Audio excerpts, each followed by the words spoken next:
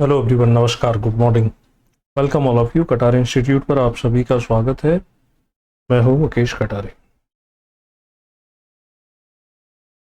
आज से हम नई क्लास स्टार्ट कर रहे हैं।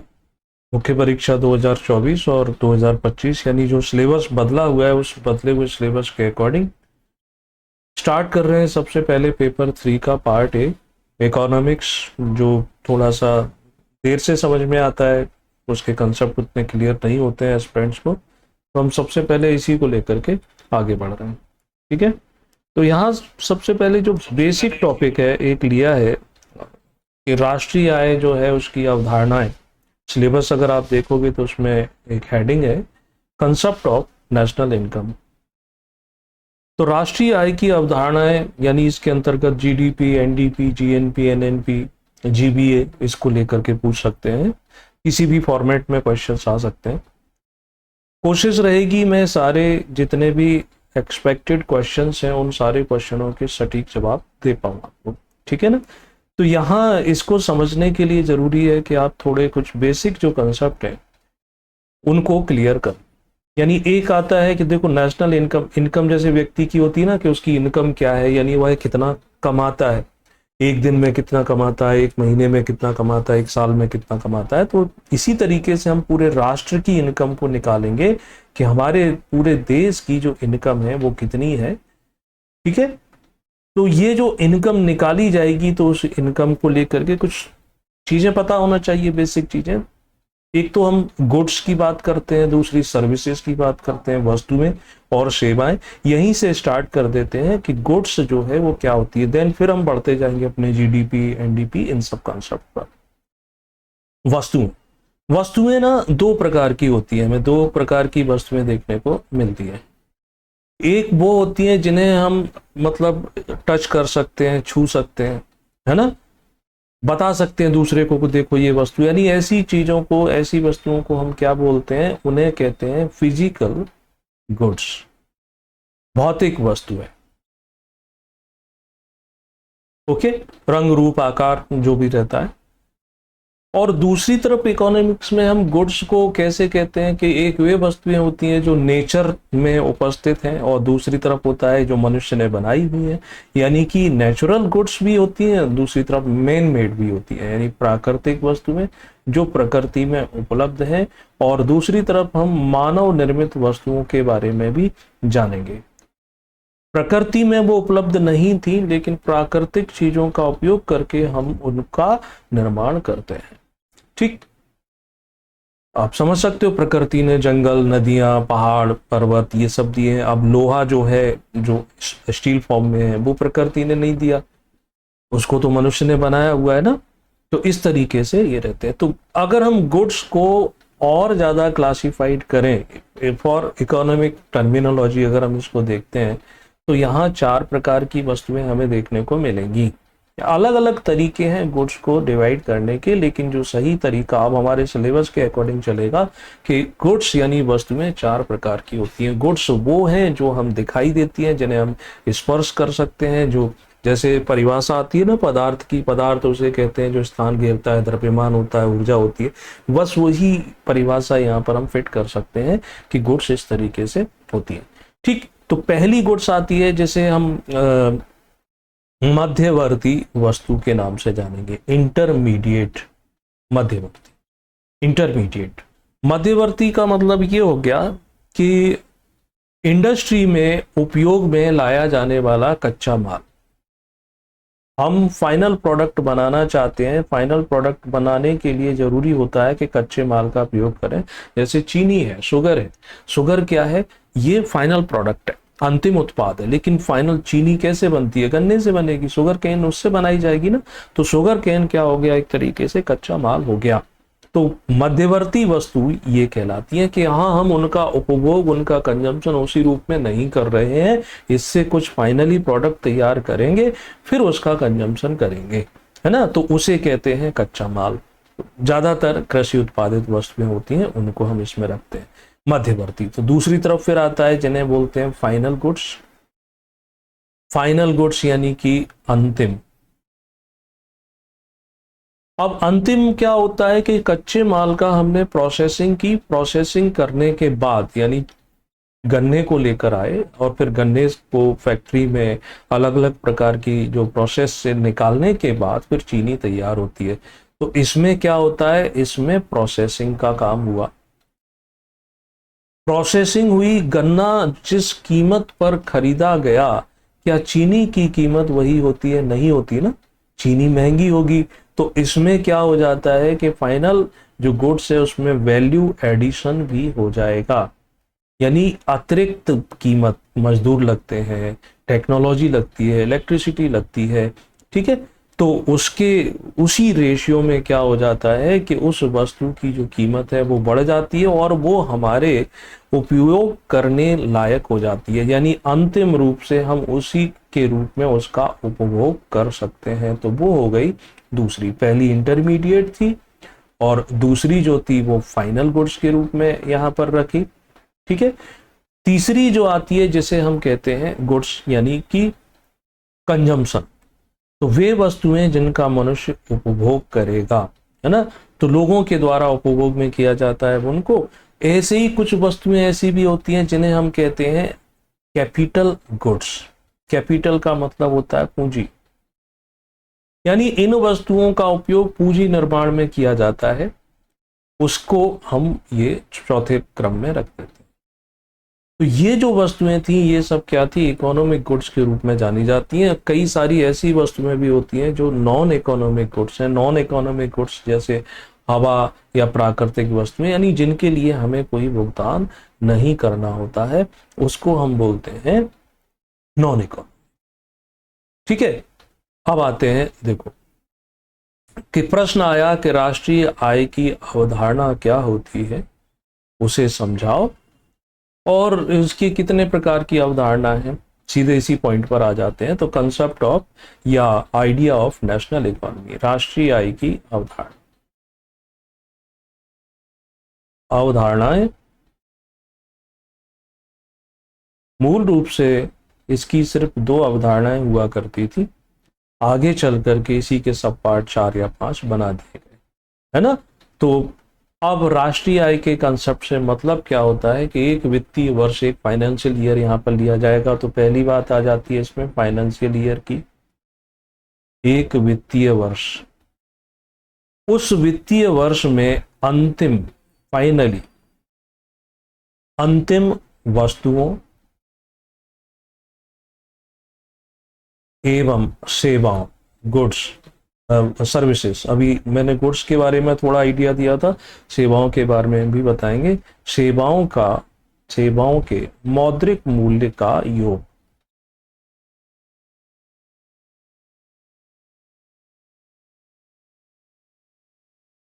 राष्ट्रीय आय कहलाता है। राष्ट्रीय आय की दो लाइन में परिभाषा यही है। अब इसमें जो टर्म आए हैं उन टर्म को मैं एक बार फिर क्लियर करूंगा कि एक तो इसमें टर्म आया है फाइनल गुड्स एंड सर्विसेज और एक टर्म आया है वित्तीय वर्ष। वित्तीय वर्ष हमारे भारत में जो वित्तीय वर्ष है, आप सब जानते हो कि वित्तीय वर्ष हमारे देश में स्टार्ट होता है 1 अप्रैल से और ये समाप्त होता है 31 मार्च को। तो हर देश में जो राष्ट्रीय आय काउंट की जाएगी वो उनके फाइनेंशियल ईयर के अकॉर्डिंग काउंट की जाती है कि एक वर्ष में मनुष्य के द्वारा अंतिम रूप से कितनी वस्तुएं बनाई गई और कितनी सेवाएं। अब ये अंतिम वस्तु का मतलब यही था, जैसे हुआ क्या कि किसान ने अपने खेतों में कृषि उत्पाद, चाहे वो गेहूं की फसल की हो, चाहे उसने आलू की फसल की हो, चाहे उसने धान उगाया हो, चाहे उसने धनिया उगाया हो, यानी जो भी किसान अपने खेतों में उत्पादन करता है वो सारा का सारा उत्पादन क्या कहलाता है, वह गुड्स कहलाता है। लेकिन ये गुड्स फाइनल गुड्स नहीं है। फाइनल गुड्स का मतलब है कि मनुष्य अंतिम रूप से उन वस्तुओं का उपभोग किस रूप में करता है। अगर गेहूं को हम गेहूं के रूप में ही खाते हैं तो वो फाइनल गुड्स है, आलू को अगर हम आलू के रूप में खाते हैं तो फाइनल गुड्स है।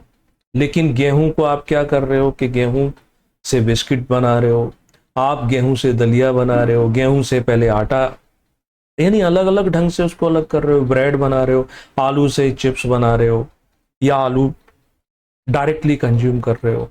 इसी तरीके से जो गन्ना था, कपास था, कई सारी तो ऐसी चीजें जिन्हें खाद्यान्न फसल नहीं कहते, तो उनको हम किस रूप में कंज्यूम कर रहे हैं, किस रूप में उनका उपभोग कर रहे हैं, उस वस्तु को यहाँ ऐड किया जाएगा कि एक साल के अंदर कितनी अंतिम रूप से वस्तुएं बनी, चाहे वो कृषि से बनी हो या किसी अन्य क्षेत्र से बनी हो। अब मान के चलो कि जंगल में क्या हुआ कि जंगल में लकड़ियां काटी गई, अब उन लकड़ियों से फर्नीचर तैयार किया जाता है, तो यहाँ फाइनल गुड्स क्या होगा, फर्नीचर, ठीक है ना। तो यहां हम उस फाइनल गुड्स को रखेंगे।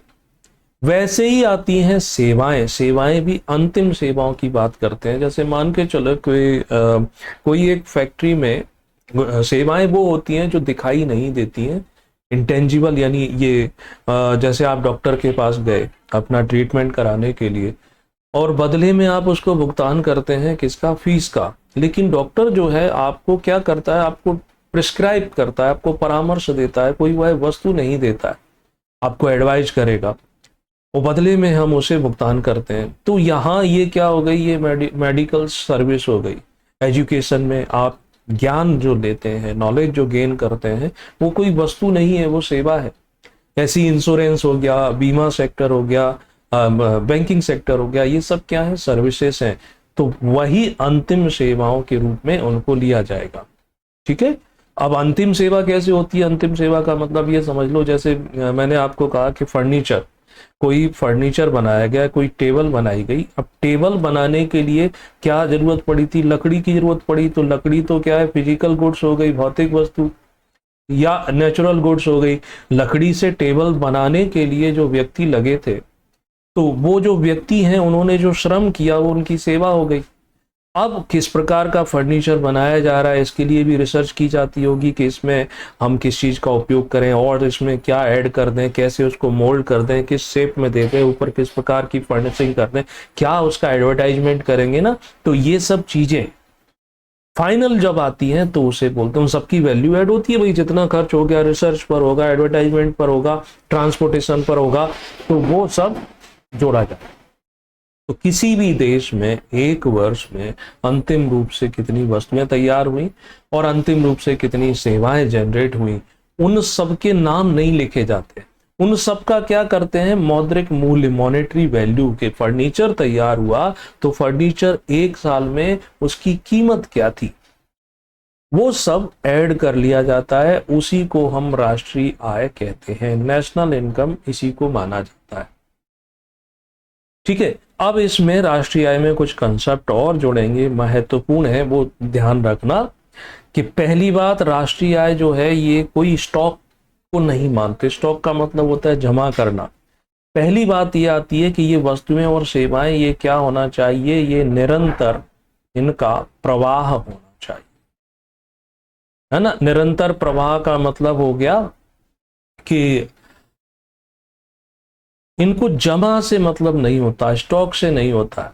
यानी यहाँ पर्टिकुलर एक टाइम ड्यूरेशन है, एक समय दिया जा रहा है, उस समय के दौरान कितनी उत्पादित वस्तुएं हैं और कितनी उत्पादित सेवाएं। समय क्या हुआ, जैसे अभी वर्ष चल रहा है 2024, तो वर्ष 2024-25 ये फाइनेंशियल ईयर हो गया। इस 24-25 के दौरान कितनी वस्तुएं और कितनी सेवाओं का उत्पादन हुआ है, उसको काउंट करेंगे। ऐसा नहीं कि 23-24 में, मान के चलो हम ऐसे एक एग्जांपल लेते हैं कि किसी कार बनाने वाली कंपनी ने पिछले 2 सालों में कारें बनाई और वो पिछले 2 साल की कारें स्टॉक में हैं, ठीक है। और इस पर्टिकुलर ईयर में उसने कुछ कारें बनाई कि पिछले उसकी 2000 कारें पड़ी हुई हैं पुराने साल की, और इस पर्टिकुलर ईयर में 1000 नई कार बनाई। तो जब हम नेशनल इनकम काउंट करेंगे तो ये 2000 कार का जो स्टॉक है वो ऐड नहीं करेंगे। क्यों? क्योंकि ये जो है वो प्रीवियस ईयर में इनका प्रोडक्शन हुआ था। पर्टिकुलर जिस ईयर के लिए नेशनल इनकम काउंट कर रहे हैं उस ईयर में तो सिर्फ 1000 कारों का प्रोडक्शन हुआ। तो इसलिए यहाँ क्या होता है, कंटिन्यूटी के साथ फ्लो। नेशनल इनकम फ्लो से कनेक्ट करती है, प्रवाह से होती है, यानी कि सेवाओं और वस्तुओं के निरंतर प्रवाह से है। यहाँ उनके स्टॉक को ऐड ऑन नहीं करते हैं, एक बात। दूसरी बात, नेशनल इनकम में क्या ऐड करते हैं, दूसरी बात नेशनल इनकम में जो ऐड करते हैं कि यहाँ जो वस्तुएं और सेवाएं हैं तो उनकी मॉनेटरी वैल्यू जो निकालते हैं ना, जो मौद्रिक मूल्य निकालते हैं कि पर्टिकुलर वह वस्तु कितने की है, वह जो उनकी मौद्रिक वैल्यू होगी ये मार्केट वैल्यू निकाली जाती है, बाजार कीमत पर इसकी गणना की जाती है। मार्केट वैल्यू यानी पर्टिकुलर अगर उन्होंने कार बनाई है तो कार बाजार में कितने की, और एक वस्तु या एक सेवा की कीमत सिर्फ एक ही बार ऐड की जाएगी, बार बार ऐड नहीं करेंगे, है ना। यानी देखो बाजार कीमत का मतलब क्या है, मार्केट जो कॉस्ट है उसका मतलब मार्केट प्राइस से मतलब क्या होता है कि कोई वस्तु बनाने में कितनी लागत लगी थी। प्रकाश जी खुश रहिए। किसी वस्तु को बनाने में कितनी लागत लगी थी यानी कि मूल लागत।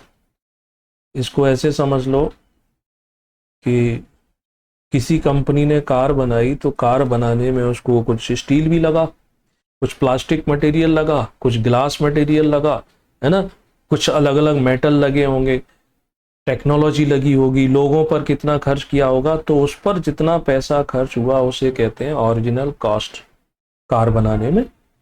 अब आता है कि प्लस कार उसने जो बनाई, बनाने में जो लागत लगी थी उस पर वो प्रॉफिट भी तो अपना कमाएगा, तो इसमें मार्केट जब कीमत निकालते हैं तो उसमें प्रॉफिट जोड़ा जाए। हम अपने उदाहरण के लिए समझ लेते हैं कि कंपनी ने कार बनाने में उसकी ओरिजिनल जो लागत आई थी वो 2 लाख रुपए आई थी।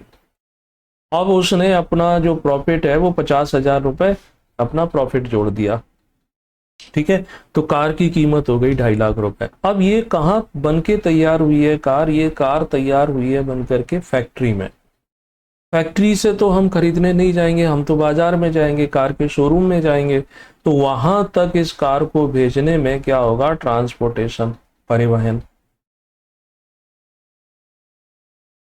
तो परिवहन पर भी कुछ पैसा खर्च होगा, जो पैसा खर्च होगा वो पैसा कस्टमर से लिया जाएगा। मान लेते हैं कि एक कार के परिवहन पर एवरेजन 10,000 रुपए खर्च होते हैं कि फैक्ट्री से शोरूम तक भेजने में। अब ऐसा भी नहीं है कि इतने से, और भी कई सारी चीजें जुड़ती है ना। कार आप देखते होंगे न्यूज़पेपर या टीवी चैनल या सोशल मीडिया, कार के एडवर्टाइजमेंट भी तो आते हैं कि इसमें ये फीचर है, तो उसके विज्ञापन भी उसने जो खर्च किया है, बड़े बड़े उसके लिए जो मॉडल होते हैं, एक्टर और एक्ट्रेस होते हैं, उनको फीस दी जाती है ना, तो उस पर खर्च हुआ। मान के चलो कि एक कार के विज्ञापन पर 50,000 रुपए का खर्च किया, ठीक, तो ये सब कुछ यहां जोड़ दिया जाएगा, और प्लस इस पर जो टैक्सेस लगते हैं वो भी जोड़ देंगे। तो 2 लाख 50, 2.5 लाख तो यही हो गया, 50,000 विज्ञापन, 3 लाख और 10,000 ट्रांसपोर्टेशन पर, 3 लाख 10,000 प्लस इस पर कुछ टैक्स लग जाते हैं, तो वह क्या कहलाती है, वह बाजार कीमत कहलाती है। यानी यहाँ जो मूल लागत थी, जो फैक्ट्री कॉस्ट थी, वो काउंट नहीं, वो नहीं जोड़ी जा रही है नेशनल इनकम में। हम नेशनल इनकम में क्या कर रहे हैं कि अंतिम रूप से जो गुड्स है या सर्विसेज है, तो अंतिम रूप से गुड्स और सर्विसेज के लिए बाजार की कीमत क्या है वो इसमें सम्मिलित की जाती है। तो ध्यान रखेंगे, पहले निकालते थे हम साधन लागत पर राष्ट्रीय आय, फैक्टर कॉस्ट पर, अब साधन लागत के आधार पर नहीं निकाली जाती है, क्योंकि साधन लागत में सिर्फ ये ओरिजिनल कॉस्ट जो थी ये इंक्लूड होती थी बस, और इसमें कुछ भी ऐड नहीं होता था। तो स्वाभाविक सी बात है कि किसी सामान को बनाने में जितना पैसा लगा है उस आधार पर अगर हम कैलकुलेशन करेंगे तो वो वैल्यू कम आएगी, और बाजार में वह वास्तव में कितने रुपए में मिल रही है, कितने रुपए में सेल हो रही है, अगर वो निकालेंगे तो वो क्या होगा, ज्यादा आएगी।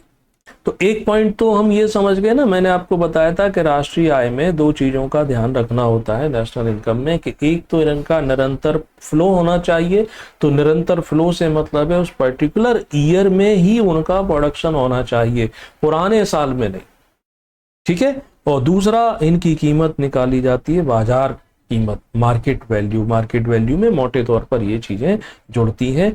और क्या जो बोला था इसमें कि इनकी कीमत सिर्फ एक बार ही जोड़ी जाएगी, बार बार इसको रिपीट नहीं करेंगे, है ना। कि जैसे देखो उदाहरण लिया हमने कि किसान ने अपने खेतों में गेहूं का, या गेहूं हटा देते हैं, किसान ने अपने खेतों में मान के चलें किसका उत्पादन किया?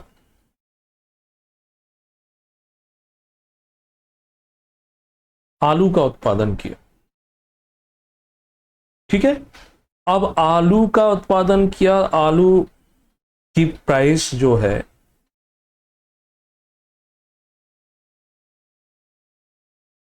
वो जोड़ दें। दूसरी तरफ क्या हुआ कि आलू से मान लो चिप्स बनाए गए, और फिर चिप्स की भी प्राइस जोड़ दी। तो एक बार आपने चिप्स की कीमत जोड़ दी, दूसरी तरफ आपने आलू की कीमत जोड़ दी, तो ये क्या हो रहा है कि आपकी नेशनल इनकम कई गुना बढ़ जाएगी। यानी एक ही वस्तु की कीमत आप कई बार जोड़ रहे हो। यहां क्या किया जाएगा कि कीमत सिर्फ किसी वस्तु की, किसी सेवा की सिर्फ एक बार जोड़ी जाएगी। आलू की कीमत, अगर आप आलू को हम डायरेक्ट कंज्यूम कर रहे हैं तो आलू की कीमत जोड़ेंगे, और यदि आलू से हम सारे आलूओं से चिप्स बना रहे हैं तो चिप्स की मार्केट में प्राइस क्या है वो जोड़ी जाएगी। आधा आलू अगर हम मान लो एज अ वेजिटेबल यूज करते हैं तो आधी कीमत तो आलू की जोड़ेंगे, और आधे का उपयोग अगर आप दूसरे रूप में करते हैं तो फिर आधी कीमत हम उसकी जोड़ेंगे। तो यहाँ एक वस्तु की या एक सेवा की सिर्फ एक बार ही वैल्यू को जोड़ेंगे, बार बार नहीं जोड़ेंगे। बार बार जोड़ने से जो नेशनल इनकम है वो कई गुना बढ़ जाएगी। ठीक है, तो ये समझ में आ गया होगा। ठीक, अब नेक्स्ट पॉइंट पर बढ़ते हैं। निश्चित समय मैंने बता दिया, समय से हुए ये जोड़ा। तो नेशनल इनकम जो है मूल रूप से राष्ट्रीय आय सिर्फ दो प्रकार के कंसेप्ट पर बेस्ड हुआ करती थी। एक जिसे कहते हैं नेशनल प्रोडक्ट, राष्ट्रीय उत्पाद, और दूसरा जिसे कहा जाता है घरेलू उत्पाद, डोमेस्टिक प्रोडक्ट। मूल रूप से ओरिजिनली अगर हम बात करें तो ये इन पर निर्भर इसकी दो कंसेप्ट ही चलते थे। वर्तमान में जो इनकी प्रचलित अवधारणाएं हैं एट प्रेजेंट, वो चार, और एक हम और जोड़ देंगे जीबीए के रूप में। तो वो कौन कौन सी हैं? एक आता है जीडीपी, ग्रॉस डोमेस्टिक प्रोडक्ट। दूसरा आ जाएगा एनडीपी, नेशनल डोमेस्टिक प्रोडक्ट। तीसरा होता है जीएनपी, ग्रॉस नेशनल प्रोडक्ट। और चौथा होता है एनएनपी, नेट नेशनल प्रोडक्ट। ये चार वर्तमान में चलती है। और एक जो पांचवी है वो कौन सी है? वो है जीबीए, ग्रॉस वैल्यू एडिशन। तो ये चार आपके पास एकदम कंसेप्ट क्लियर होना चाहिए, और पांचवा ये जीबीए का भी क्लियर होना चाहिए। ठीक है, यहीं से वो आपसे क्वेश्चन शॉर्ट में, डिटेल में, जैसे भी होगा वो पूछते रहेंगे। तो आसान है। सबसे पहले हम ले लेते हैं किसको? जीडीपी को। अलग से प्रश्न भी बन सकते हैं कि जीडीपी क्या है, जीडीपी के और कौन से कंसेप्ट होते हैं, इसकी गणना कैसे की जाती है ना, इसकी क्या कमियां हैं, इस तरीके के भी प्रश्न आ सकते हैं। ठीक, तो आप नोट भी करते जाओ साथ ही साथ में चाहो तो, और समझना है तो समझते भी जाओ। जीडीपी, ग्रॉस डोमेस्टिक प्रोडक्ट, सकल घरेलू उत्पाद। अब देखो, सकल घरेलू उत्पाद यानी कि हम इसको पहले समझते हैं, देन फिर हम इसकी डेफिनेशन बना लेंगे कि हम किसका जीडीपी निकालने जा रहे हैं। अपने देश का कुछ समझने के लिए मैं अपने भारत को कोशिश कर रहा हूं बनाने की, बन जाए तो ये भारत है। अब एक देखो, नेशनल इनकम की गणना है, जीडीपी भी नेशनल इनकम को मापने का ही कंसेप्ट है। तो यहाँ क्या करेंगे कि हम अपने भारत की बात करेंगे, इंडिया की बात करेंगे। और इंडिया की क्या बात करेंगे कि भारत का जितना भी जियोग्राफिकल एरिया है, जितना भी भौगोलिक क्षेत्र है, उस भौगोलिक क्षेत्र के अंदर क्या होगा कि एक वर्ष में, यानी वो टाइम है फाइनेंशियल ईयर का, जितनी भी वस्तुओं का उत्पादन होगा, वस्तुएं कौन सी होंगी? अंतिम, फाइनल।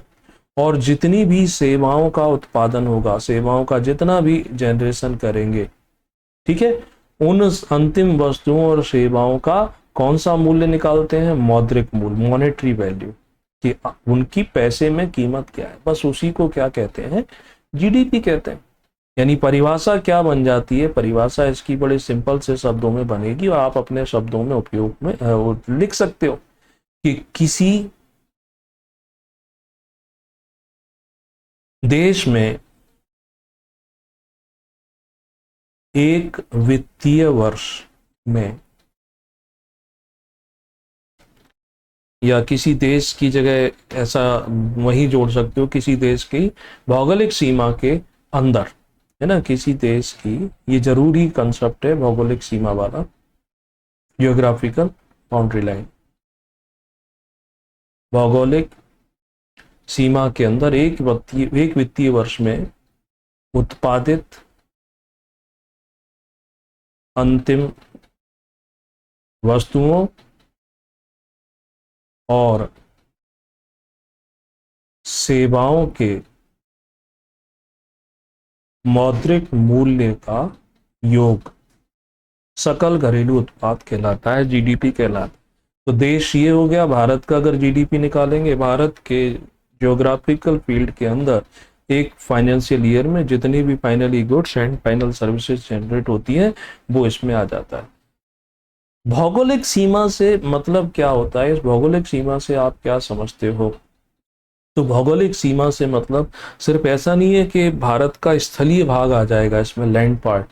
हमारे भौगोलिक सीमा का मतलब है कि स्थलीय भाग के साथ साथ वह समुद्र वाला एरिया भी आएगा जो भारतीय अधिकार क्षेत्र में आता है, यानी जो हमारी कोस्टल लाइन है, या इसके अंतर्गत वो भी आता है कि मान के चलो कि भारत का अपनी सीमा से बाहर किसी देश पर भी या किसी द्वीप पर भी अधिकार है राजनीतिक रूप से, तो यहाँ राजनीतिक सीमा जो है वो भी इसके अंतर्गत आती है, समुद्री सीमा भी आती है, और भौगोलिक स्थलीय वाली तो है ही, ठीक है ना।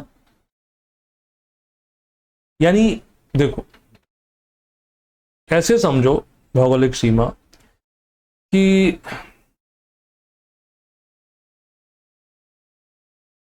समुद्र से हम क्या करते हैं, तेल भी निकालते हैं ना, ऑयल निकालते हैं। अब यहाँ मुंबई हाई समुद्र के अंदर अरब सागर में है, तो उस देश की स्थलीय भाग से तो बाहर हो गया, लेकिन उस क्षेत्र में है तो अधिकार हमारा ही ना। अब इंडिया से फ्लाइट चलती हैं, एयरलाइंस चलती हैं दूसरे देशों को। अब दूसरे देशों को जो एयरलाइंस चलती हैं, तो फ्लाइट चलती है, तो पैसेंजर जो ट्रेवल करते हैं उनको पैसे का भुगतान करना होता है, क्योंकि उन्हें परिवहन ट्रांसपोर्टेशन सेवा मिल रही है। एक साल में कितनी फ्लाइट गई आई, उनसे जो भी पैसा मिला होगा ना, वो पैसा कहाँ किस में जोड़ेंगे? तो वो जो फ्लाइट का आवागमन है, शिप का आवागमन है दो या दो से अधिक देशों के बीच में, वो भी क्या माना जाता है, भौगोलिक सीमा ही माना जाता है। क्लियर है ना।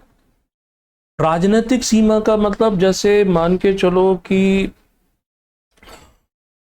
विदेश में हमारा कोई दूतावास है, हर देश में होते हैं, तो उस दूतावास के अंदर भी अगर उस पर्टिकुलर फाइनल उस ईयर में कोई गुड्स एंड सर्विसेज जनरेट की जाती है, तो वो भी हमारे जीडीपी का पार्ट होगा, क्योंकि दूतावास के अंदर जिस देश में दूतावास है उसके कानून नहीं चलते हैं। जिस देश का दूतावास है, भारत की एम्बेसी है अमेरिका के अंदर, तो उस एम्बेसी में भारतीय लॉ ही चलेगा, अमेरिका का लॉ नहीं चलेगा। वैसे ही भारत के अंदर अगर किसी दूसरे देश की एम्बेसी है तो उस देश का कानून चलता है, हमारे देश का नहीं चलता है। तो एक प्रकार से ये भी वो जियोग्राफिकल बाउंड्री लाइन है, बट ये पॉलिटिकल रूप में मानी जाती है, जो जीडीपी का हिस्सा है।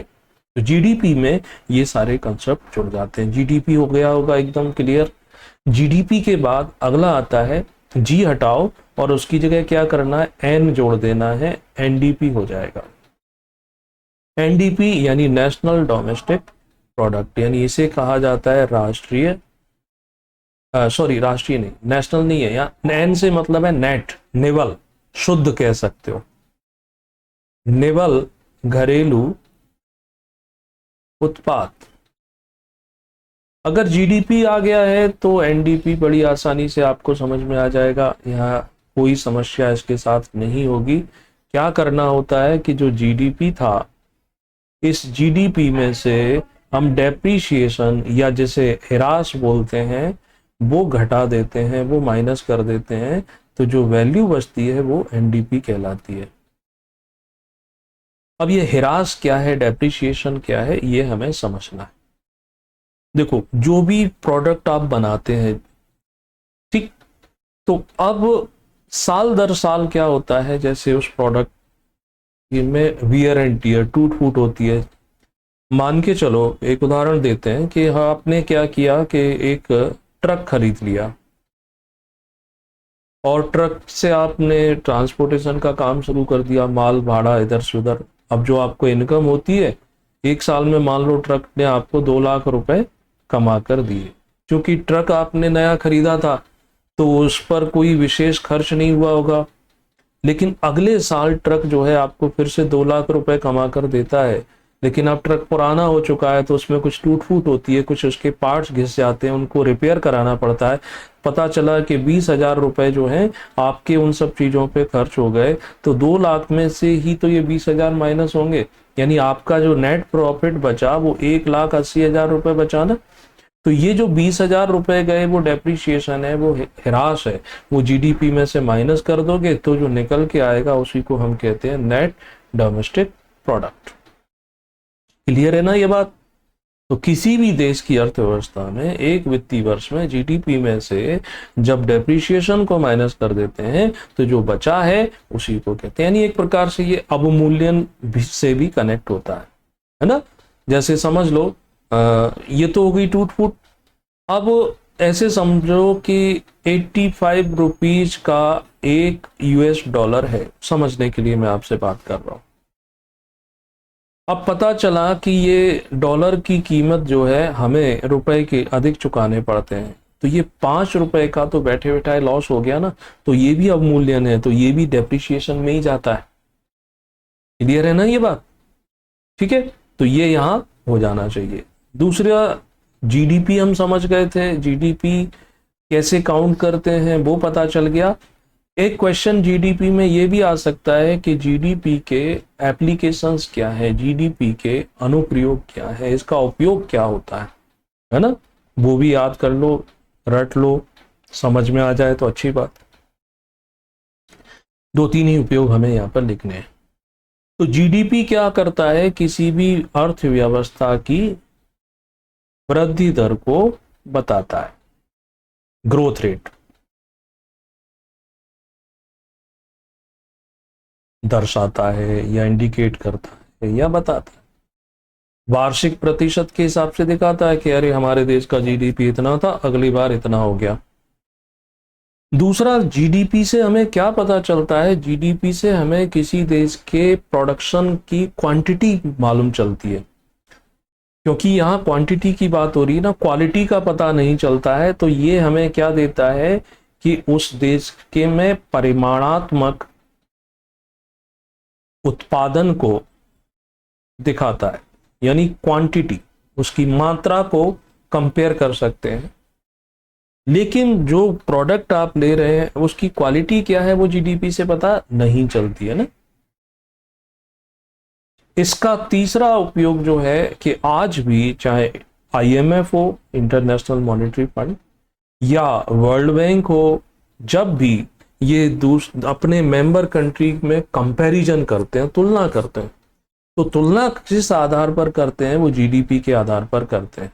तो इनके द्वारा तुलना जो है वो जीडीपी के द्वारा की जाती है। कहते हैं ना, चीन का जीडीपी इतना है, भारत का जीडीपी इतना है। तो ये तो रहा जीडीपी के अनुप्रयोग। तो जीडीपी कैसे काउंट करते हैं, जीडीपी है क्या, क्या क्या चीजें इसमें ऐड की जाती हैं, एनडीपी कैसे निकलता है वो भी आपको समझ में आ गया होगा। अब ऐसे ही वो एनडीपी के प्रयोग पूछ लें या एप्लीकेशन ऑफ एनडीपी, तो वो भी आपको बताने चाहिए, 1-2 उपयोग से ही काम चल जाएगा। देखो, एनडीपी हमें वस्तु की वास्तविक कीमत बताता है, कि वहां ये नहीं दिखाया जा रहा है जीडीपी में कि 2 लाख रुपए कमाए एक ट्रक से, लेकिन उस ट्रक के रख रखाव पर, वियर एंड टीयर पर, टूट फूट पर 20,000 खर्च हो गए। तो आपके पास वास्तव में इनकम आपकी 2 लाख थोड़ी है, 1,80,000 है ना। तो ये एनडीपी हमें जानकारी देता है कि घिसावट के कारण, डेप्रिसिएशन के कारण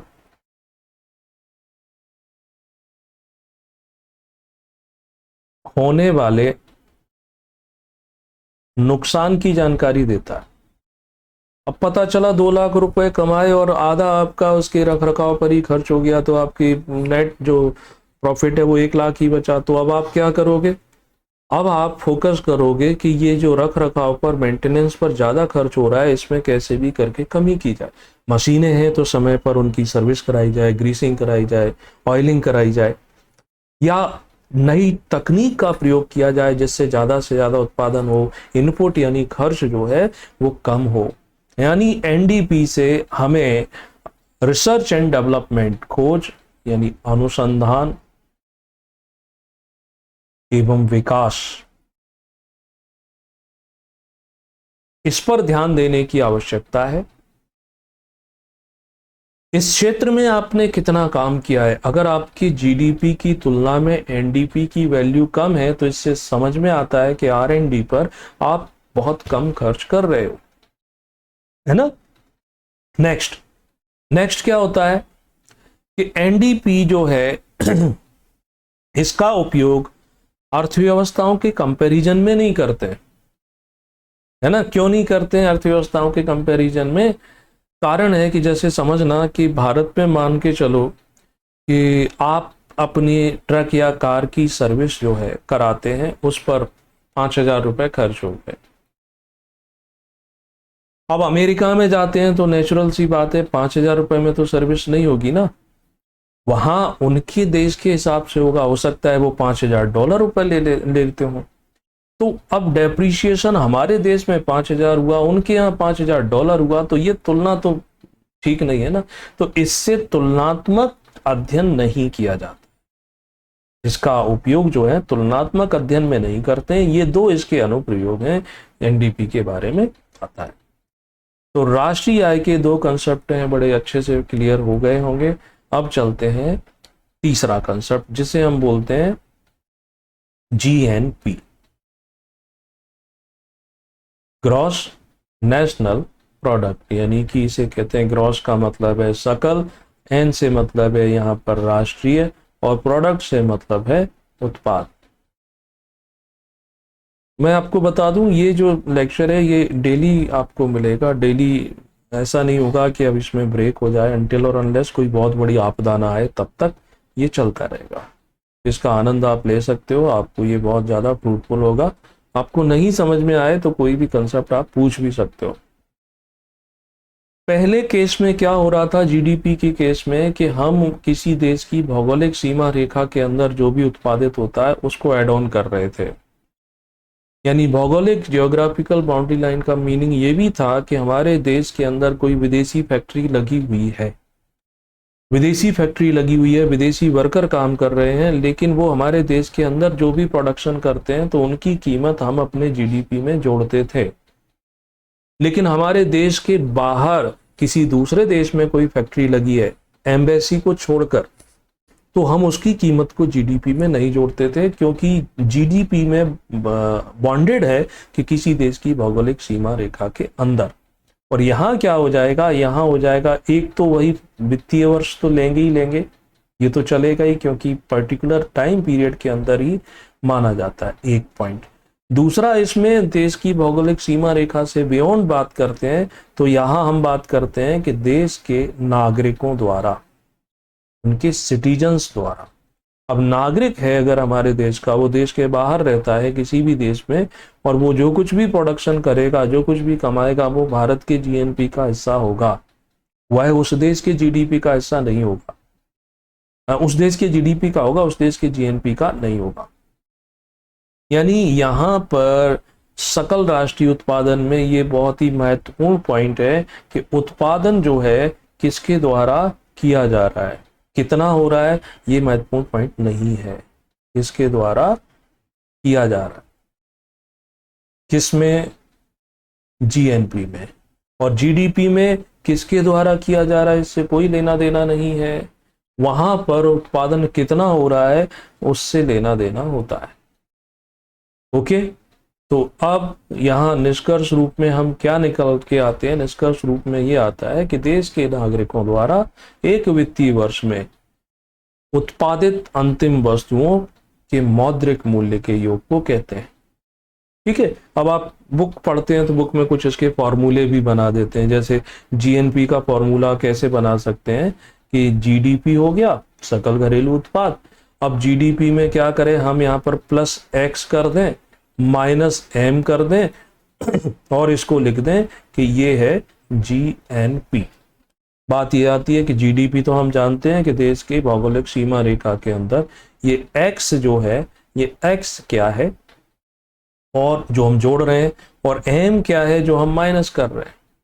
तो एक्स है कि हम अगर अपने देश का निकाल रहे हैं तो देशवासियों द्वारा विदेशों से अर्जित आय, दूसरे देशों से वो कितना कमाते हैं। देशवासी हैं, काम के सिलसिले में, जॉब के सिलसिले में रह रहे, तो उन्होंने कितना कमाया उस ईयर में वो हम जीडीपी में जोड़ देंगे। और एम का मतलब ये है कि हम जैसे हमारे देशवासी दूसरे देश में रहते हैं, वैसे हमारे देश में भी तो दूसरे देश के लोग रहते हैं। एक बोलता है बांग्लादेशी, बांग्लादेशी तो यहाँ के नागरिक हो गए। तो यहां आता है कि माइनस क्या करेंगे, विदेशियों द्वारा जो कुछ कमाया गया वो माइनस कर दो, तो ये बैलेंस हो जाएगा। बैलेंस होकर के जो बचेगा वो क्या कहलाएगा, वो जीएनपी हो जाएगा। इतना क्लियर होगा। अब जो देशवासी है ना, यानी विदेशों से हम जो आय करते हैं, तो विदेशों से आय भी अलग अलग तरीके से, जैसे अगर आप न्यूज़पेपर पढ़ते हैं तो उसमें पढ़ते हैं ना कि प्राइवेट रेमिटेंस, यानी इसमें ऐसा आता है कि भारतीयों ने सबसे ज़्यादा पैसा विदेशों से कमाकर अपने देश में भेजा, तो इसे कहा जाता है प्राइवेट रेमिटेंस, यानी निजी प्रेषण। प्रेषण का मतलब है भेजना। तो ये क्या है, ये क्या, यानी कि जो देश के बाहर नागरिक हमारे काम करते हैं, चाहे दुबई में हो, चाहे अमेरिका में हो, चाहे यूके में हो, यूरोपियन कंट्री में सॉफ्टवेयर इंडस्ट्री में ज़्यादातर जाते हैं और दुबई में लेबर के फोर्सेस पर्पज से ज़्यादा मिलेंगे, तो उनके द्वारा जो पैसा कमा कर हमारे देश में भेजा गया है वो जोड़ दिया जाएगा। दूसरी क्या होती है कि विदेशों से आए हम क्या कर सकते हैं, तो देखो अगर भारत सरकार ने किसी दूसरे देश को उधार दे रखा है, कर्ज बांट रखा है, अब कर्ज बांट रखा है तो कर्ज के बदले में हमें उससे ब्याज मिलेगा ना, तो वो ब्याज क्या है, हमारी फॉरेन इनकम है। तीसरा क्या होता है कि कई सारे ऑर्गेनाइजेशन, चाहे वर्ल्ड बैंक हो, आईएमएफ हो, ये अलग अलग प्रोजेक्ट के लिए हमें पैसा देते हैं, ऐसा पैसा जो वो वापस नहीं लेना चाहते, यानी उसे कहते हैं अनुदान, सब्सिडी। जैसे भारत सरकार अभी दे रही है ना 5 साल तक राशन फ्री, और इसने वो बढ़ा दिया है, तो वैसे ही विदेशों के द्वारा जो हमारे देश को अनुदान मिलता है, सब्सिडी मिलता है, तो वो भी हम इसमें जीडीपी में जोड़ देते हैं। और यही सब चीजें अगर विदेशियों के उसमें जाती हैं तो वो माइनस हो जाएंगी, तो ये निकल के आ जाता है हमारा जीएनपी। इस जीएनपी में आपको कोई प्रॉब्लम हो तो पूछ लो। जीएनपी के क्या एप्लीकेशन है, यानी इसके क्या प्रयोग हैं, वो भी सरसरे तौर पर देख लेते हैं। ओके, जीएनपी के प्रयोग, पहला इसका प्रयोग है या इसका उपयोग होता है कि आईएमएफ जो है, इंटरनेशनल मॉनेटरी फंड, अंतरराष्ट्रीय मुद्रा संघ, तो वो क्या करता है कि जो अलग अलग देशों की रैंकिंग देता है नेशनल इनकम के बेस पर, तो वो नेशनल इनकम के आधार पर रैंकिंग जब देता है तो इसी का प्रयोग करता है, यानी वो जीडीपी का प्रयोग नहीं करता है, यानी कि एनआई, नेशनल इनकम के आधार पर रैंकिंग के लिए इसी का प्रयोग करते हैं, यानी वो ट्रिपल पी आता है ना, परचेजिंग पावर पैरिटी, आगे बताएंगे उसको भी। अगला क्या हो जाता है कि अगर जीडीपी से हमें नेशनल इनकम की जानकारी मिलती है और दूसरी तरफ हम जीएनपी से लेते हैं, तो जीडीपी की तुलना में जीएनपी अधिक सटीक जानकारी देता है। तुलना में जीएनपी से अधिक यथार्थ का मतलब होता है सटीकता, एक्यूरेसी, जानकारी मिलती है। जीडीपी से हमें सिर्फ क्वांटिटी का पता चलता है, बट जीएनपी में हम क्वांटिटी के साथ साथ हमें ये क्वालिटी की भी जानकारी देता है। फिर इसका प्रयोग होता है कि किसी भी देश की इकोनॉमी का पैटर्न क्या है, तो उसके व्यवहार को समझने में ये हेल्प करता है। किसी देश की अर्थव्यवस्था के पैटर्न को समझने में सहायता देता। कैसे समझ लो कि देखो, किसी देश का अगर जीडीपी हम निकालें, जैसे मालदीव का उदाहरण ले लेते हैं। मालदीव का अगर आप जीडीपी निकालते हो, अब दूसरी तरफ क्या होता है, मालदीव में विदेशी टूरिस्ट बहुत जाते हैं, तो उससे इनकम उसकी ज्यादा बढ़ जाती है, और वहां जो प्रोडक्शन करते हैं उससे उनकी इनकम कम रहती है। अभी चलेंगे, सारे सब्जेक्ट चलेंगे, मैं भी पढ़ाऊंगा, कुछ और जो फैकल्टी है वो भी पढ़ाएंगे, प्रकाशी। ये हो गए जीएनपी के उपयोग। अब आते हैं चौथा कंसेप्ट, जीएनपी के बाद एनएनपी ले लेते हैं। एनएनपी यानी ये हो जाएगा नेट नेशनल प्रोडक्ट, यानी कि नेवल या शुद्ध राष्ट्रीय उत्पाद। जब घरेलू शब्द जुड़ता है तो देश की भौगोलिक सीमा आ जाती है, जब राष्ट्रीय शब्द जुड़ता है तो राष्ट्र के नागरिकों की बात आ जाती है ना। तो इसको कैसे करेंगे, तो इसको करने का बड़ा सिंपल सा तरीका है। जैसे एनडीपी निकाला था, तो वैसे ही जीएनपी यानी जो ऊपर हमने समझा था, इसमें से क्या करो, जो डेप्रिसिएशन हो रहा है यानी जो ह्रास हो रहा है वो माइनस कर दो, जो निकल के आता है वो क्या होता है, वो एनएनपी होता है। शुद्ध राष्ट्रीय उत्पाद निकालने के लिए सकल राष्ट्रीय उत्पाद में से जो टूट फूट है या वियर एंड टीयर पर जो खर्च करते हैं वही एनएनपी होता है। और इसी एनएनपी को वास्तव में क्या कहा जाता है, इसी को नेशनल इनकम यानी कैपिटल एनआई से रिप्रेजेंट भी करते हैं।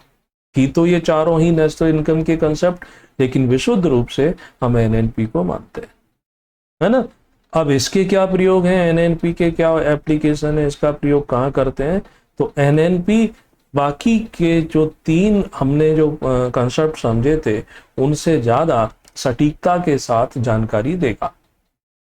तो किसी भी देश की अर्थव्यवस्था जो है, अर्थव्यवस्था को मापने के लिए अगर हम राष्ट्रीय आय की गणना करते हैं, तो राष्ट्रीय आय सिर्फ एनएनपी को ही काउंट करते हैं, इंस्टेड ऑफ जीडीपी, एनडीपी या जीएनपी।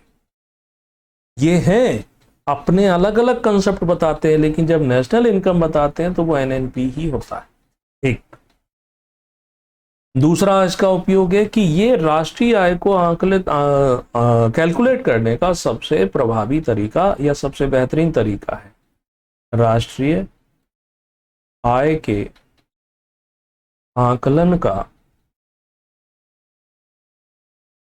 सबसे प्रभावी तरीका, ठीक है। और इसी के आधार पर, एनएनपी के आधार पर कैपिटा इनकम भी निकाली जाती है, यानी देश में प्रति व्यक्ति आय की गणना एनआई या एनएनपी के आधार पर ही की जाती है। कैसे करते हैं, जो एनएनपी आया उसमें हम देश की पॉपुलेशन से भाग देते हैं, के आधार पर की जाती है। ओके, तो ये हो गया एनएनपी। नेशनल कंसेप्ट के ये नेशनल इनकम के ये जो 4 पॉइंट थे वो अभी हम समझ पाए, लेकिन इसमें थोड़ी सी चीजें और बढ़ेगी अभी। अब इसमें पर कैपिटा इनकम है, नेशनल इनकम वो आप बाजार कीमत पर काउंट कर रहे हो या फैक्टर कॉस्ट पर कर रहे हो, वो कैसे करते हैं। फिर इसमें एक आता है स्थिर मूल्यों पर निकाल रहे हो या चालू मूल्यों पर निकाल रहे हो, है ना। और इस राष्ट्रीय आय को निकालने की कौन कौन सी विधियां होती हैं, जैसे एक होती है आय विधि, एक होती है व्यय विधि, एक होती है उत्पाद विधि। और जीबीए। जब ये कंप्लीट हो जाएगा तो हमारा ये वाला जो टॉपिक है सिलेबस का, ये पूर्ण हो जाता है। तो कल ठीक इसी समय